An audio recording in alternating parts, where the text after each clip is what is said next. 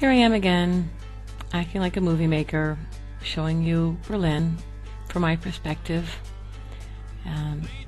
It could perhaps interest you or entice you to come visit, or it could, turn you off, make you want to stay away from this place.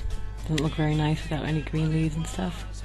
Those are the massive trains going back and forth. This is right around my neighborhood.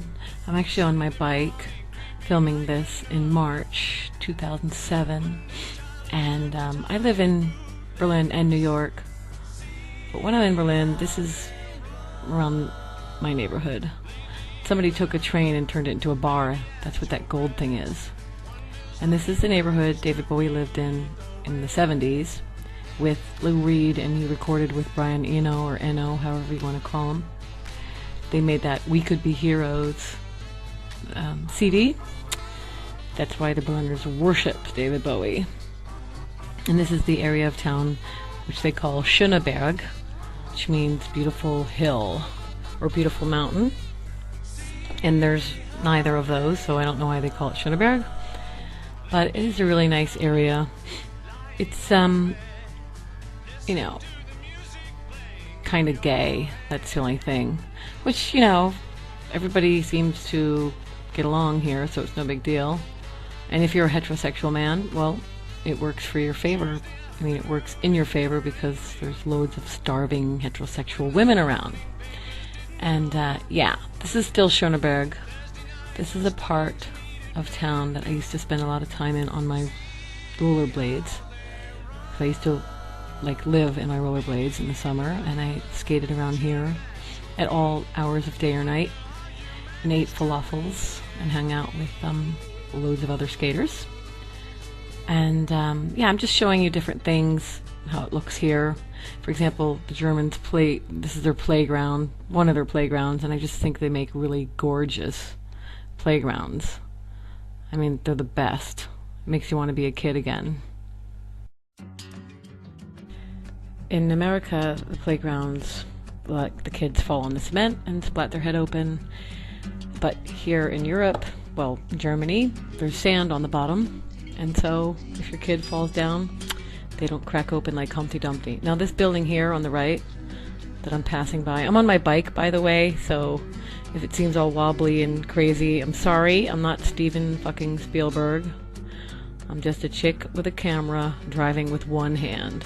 Anyways, that thing on the right was a freaky looking school. Just love the building. This is a really quick tour, but what do you want for nothing? You know what I mean? It's a free tour. That building right there used to be called the Metropole, and there was many great concerts in there. I massaged Bob Geldof in that building, Andrew Strong, Bush, Garbage, Pulp, the Stone Roses. Very good times. That's me on the bike, because the last movie I made, a lot of people were like, oh, I want to see you.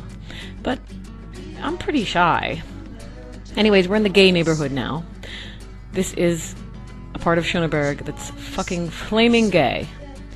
And this is one of their little military stores where they like to dress up like the YMCA and put on all their little gadgets so they can go out and have wild, crazy sex with each other in their little fantasy world. At night, this whole neighborhood's crawling with gays. Not that I'm against gays, because I have a lot of gays in my family. Of all sorts. Anyways, look at this weird chair in the window. It's like this gynecologist chair from the fucking army. I don't want to know what they do in this chair, but it's for sure very kinky. And all the leather pants and stuff. I mean, I used to live on a street in this neighborhood called Muttstrasse. This is Fuggerstrasse. Fugger-Eck. Fuggerstrasse. Fucking gay! But anyways, I used to live in this neighborhood on Muttstrasse. I moved in 2002 back to America. But I lived on... Those are Smart cars, by the way. I used to own a Smart. There's me and my Smart. I got it free because Remax gave it to me, and they're like, oh, you're really well known. We want you to advertise our car. You can see my friend sticking out of the back. Anyways, moving right along. What they saying? Yeah.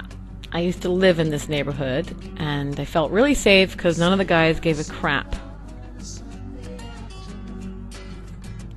about sexy girls or whatever, because they're all gay.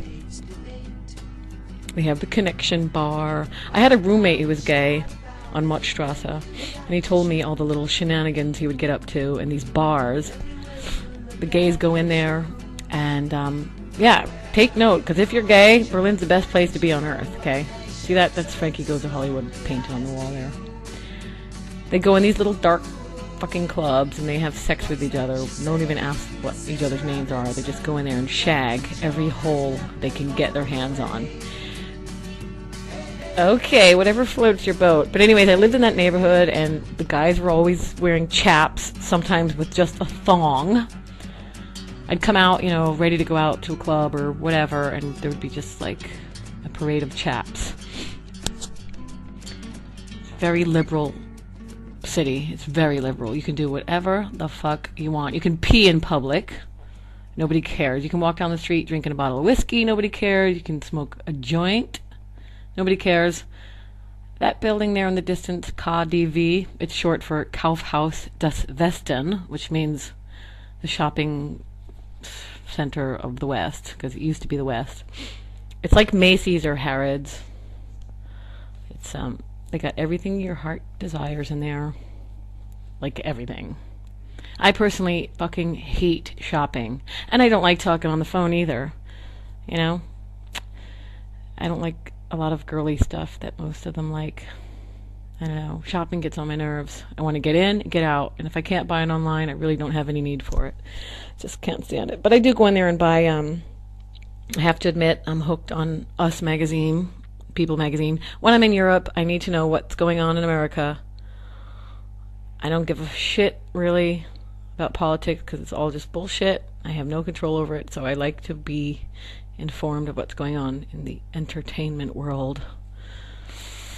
So, yeah, I go into KaDeWe once a week or every other week, and I get People magazine and Us magazine and all that stuff. Yeah, like I was saying before, that's my bank, by the way, there on the right.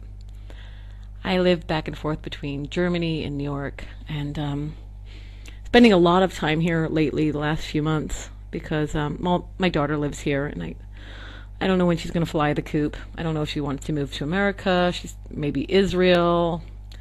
She wants to live on a kibbutz. I don't know. I mean, I love certain things I like about Berlin.